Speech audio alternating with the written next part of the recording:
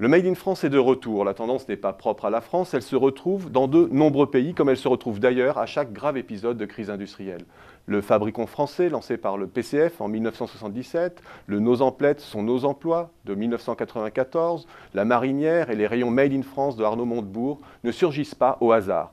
Ces slogans ont pour arrière-plan les crises de 1973, 1993 et de 2008.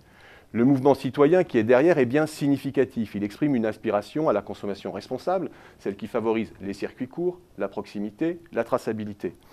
Elle exprime aussi l'attachement à l'outil de travail dans les périodes d'explosion du chômage.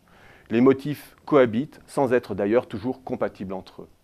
L'acheteur du jouet artisanal en bois sur cadeau d'ici, ou le consommateur militant grec qui repère les pseudomarques grecques de l'agroalimentaire sous capital étranger sur le site Agorasso Hellenica, ou bien encore celui qui court-circuite tous les intermédiaires pour acheter directement auprès des producteurs locaux, offrent différentes facettes de la préférence locale. Ces nouveaux comportements coïncident avec la redécouverte par les économistes de la géographie. L'idée que l'on pouvait laisser la fabrication aux autres pour se concentrer sur l'économie de la connaissance a vécu. Cette vision d'une mondialisation heureuse où chacun gagnerait est malmenée par les faits.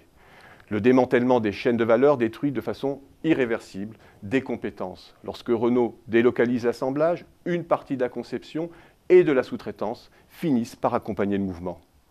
Externaliser, oui, optimiser, oui, mais garder les phases de transformation finale sur son territoire, constituer des zones d'agglomération industrielle qui articulent les phases essentielles de la production, de la recherche jusqu'à l'assemblage. L'Allemagne a su tirer parti de la mondialisation sans candeur. Sa compétitivité est aussi le fruit d'une stratégie qui a su profiter à plein de l'intégration internationale sans perdre pour autant l'identité des produits ni les emplois de qualification intermédiaire. Si la stratégie de communication autour du Made in France s'insère dans une démarche qui fait feu de tout bois, alors pourquoi pas? Mais il ne faut pas qu'elle devienne le cache-misère d'une politique industrielle impuissante. On peut multiplier les labels d'origine France, mais la préférence pour le Made in France butera inexorablement, on le sait aussi, sur la difficulté d'objectiver l'identité des produits. Faut-il privilégier nos Twingo et nos Clio assemblés en Slovénie ou en Turquie, ou la Toyota Yaris assemblée à Valenciennes? Que dire de Coca-Cola qui dispose de 15 implantations en France? Le Made in France est d'abord un enjeu qui concerne l'organisation de l'offre, l'attractivité du territoire, bien plus que le signalement des produits.